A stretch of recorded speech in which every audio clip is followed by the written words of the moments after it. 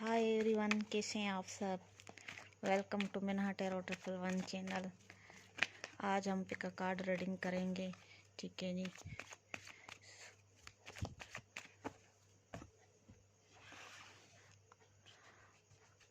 आप कोई भी एक सवाल सोच सकते हैं एक कार्ड के लिए, ठीक है जी।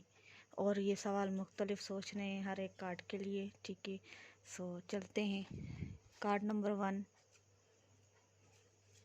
Card number 2, card number 3, card number 4।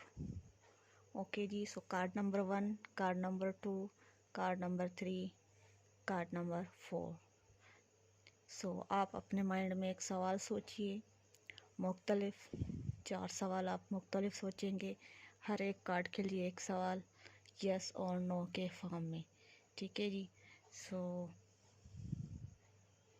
थोड़ा सा टाइम लीजिए, अपने माइंड में सवाल सोचिए।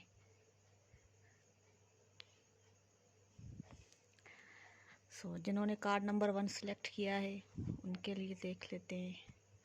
सो यहाँ पर मे बी का आंसर है। जिन्होंने कार्ड नंबर 2 सिलेक्ट किया है उनका आंसर यस है।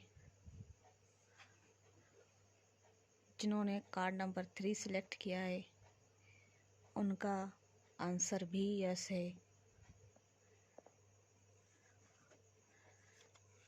जिन्होंने कार्ड नंबर 4 सिलेक्ट किया है उनका आंसर भी यस है, ठीक है जी।